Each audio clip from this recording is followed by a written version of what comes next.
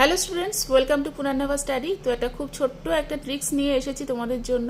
অ্যাভারেজের এই ধরনের অঙ্ক আমাদের খুবই এসে থাকে যে ধরো তুমি তোমার বাড়ি থেকে স্কুলে গেলে 5 কিলোমিটার পার আওয়ার বেগে এবং তুমি তোমার স্কুল থেকে বাড়ি ফিরলে 6 কিলোমিটার পার আওয়ার বেগে, তাহলে এক্ষেত্রে তোমার অ্যাভারেজ স্পিড কত?